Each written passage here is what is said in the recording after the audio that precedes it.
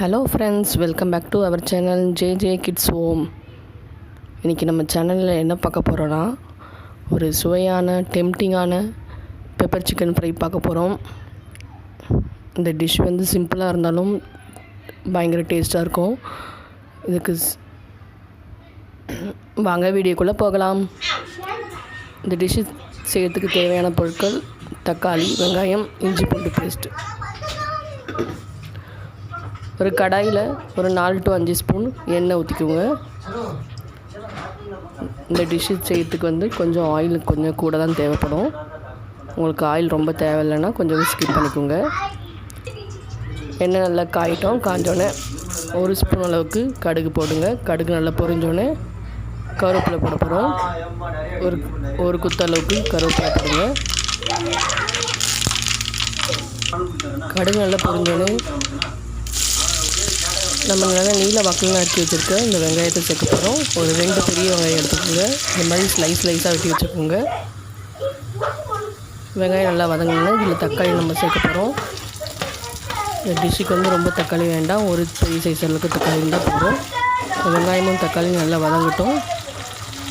தக்காளி வதங்கும் போது தேவையான அளவுக்கு உப்பு சேர்க்கலாம். அப்போ தான் தக்காளி ஈஸியாக வதங்கும். தேவையான அளவுக்கு உப்பு சேர்த்துக்கோங்க. தக்காளி நல்லா வதங்கிட்டு எண்ணெய் பிரிஞ்சு வந்துட்டு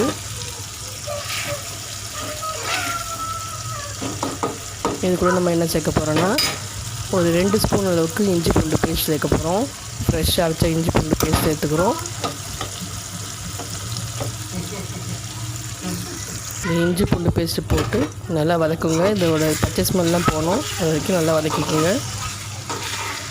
வதக்கணுன்னா நம்ம இதில் வந்து நம்ம கறியை ஆட் பண்ண போகிறோம். சிக்கன் நான் ஒரு 1/4 கிலோ சிக்கன் எடுத்துருக்கேன். இதை நல்லா சுத்தம் பண்ணி வாஷ் பண்ணி வச்சுருக்கேன்.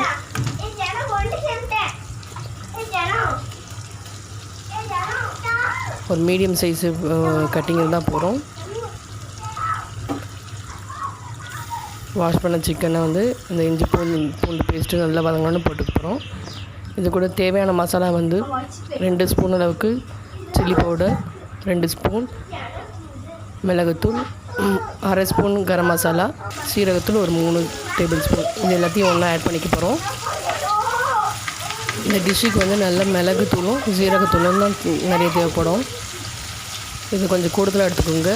நல்லா இதில் போட்டு நல்லா மிக்ஸ் பண்ணி, சிக்கனில் ரொம்ப தண்ணி தெளிக்க வேண்டாம், கொஞ்சமாக தண்ணி தெளித்து வேக வைக்க போகிறோம். பாருங்கள் எவ்வளோ டெம்டிங்கான ஒரு பெப்பர் சிக்கன் ஃப்ரை வந்து உங்களுக்கு ரெடி ஆகிடுச்சு.